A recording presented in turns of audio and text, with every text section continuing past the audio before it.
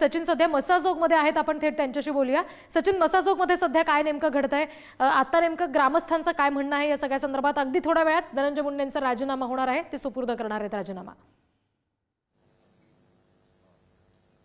रिद्धी, मी तुम्हाला दाखवण्याचा प्रयत्न करतो. आपण त्याच गावामध्ये आहोत, मस्साजोग गावामध्ये. अशा पद्धतीने या ठिकाणी सर्व जे ग्रामस्थ आहेत ते एकवटलेले आहेत. आणि काल आपण ज्या पद्धतीने जे छायाचित्र समोर आले होते त्यानंतर एक संतापाची लाट संपूर्ण राज्यामध्ये पाहायला मिळते. साहजिकच मस्साजोगमध्ये त्याचा जो जे नागरिक आहेत ते देखील, ग्रामस्थ आहेत ते देखील संतप्त झाल्याचं चित्र आहे. आपल्यासोबत काही मस्साजोगचे ग्रामस्थ आहेत, त्यांच्या मागण्या पण काय काय आहे सध्या आपण ते त्यांच्याकडून जाणून घेत. काय तुमच्या प्रमुख मागण्या आज घडल्या?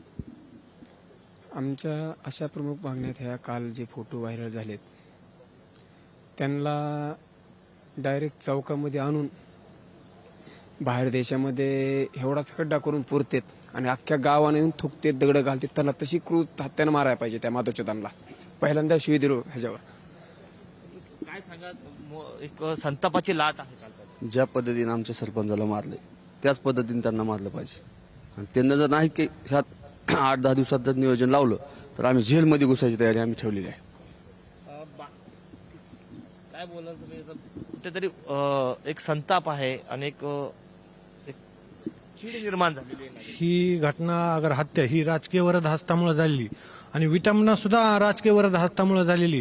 राक्षसी प्रवृत्ती सुद्धा माणूस ज्यावेळेस मरल त्यावेळेस त्याच्या कुटुंबाच्या आदराने हवाली करत होते, पण आज ही हत्या एवढ्या क्रूरतेनं झालेली की ते आम्ही बोलू सुद्धा शकत नाहीत.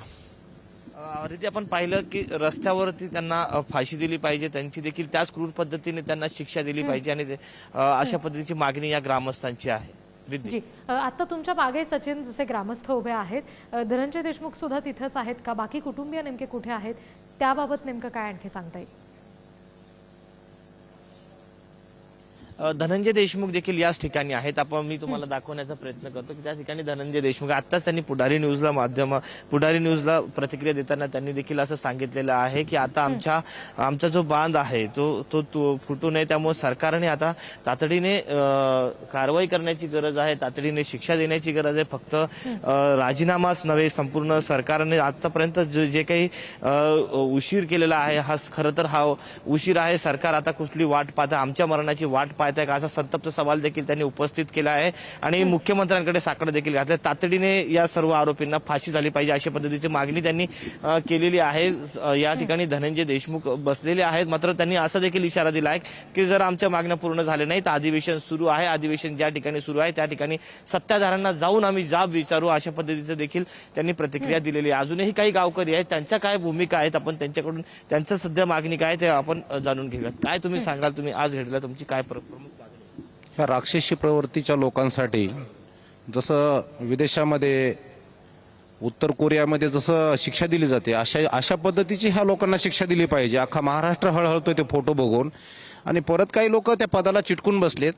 मला तर म्हणायचं जे लोक पदाला चिटकून बसलेत ते बसनात का, पण दादांना या ठिकाणी आता राजीनामा देण्याची गरज आहे.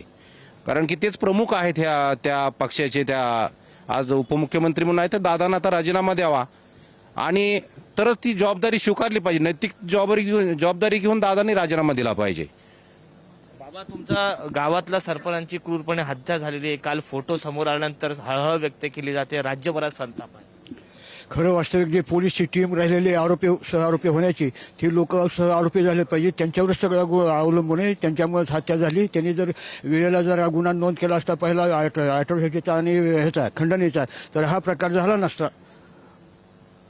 त्यांना कडक फाशी झाली पाहिजे, अगदी कडक सगळ्यांनाच फाशी झाली पाहिजे. आणि याच्याशिवाय अगदी प्रमुख हे 2 आरोपी सोडून आणखी कुणी जर त्यात प्रमुख आरोपी होत असेल तर त्याला सुद्धा सहआरोपी करायला हवं. रिद्धी, आपण पाहतो की अशा पद्धतीचा संताप हा मस्साजोगच्या ग्रामस्थांमध्ये आपल्याला पाहायला मिळतोय. जी सचिन, वेळोवेळी पुन्हा पुढचे तपशील तुमच्याकडून घेऊ. तुर्तास धन्यवाद दिलेल्या या सगळ्या माहितीसाठी.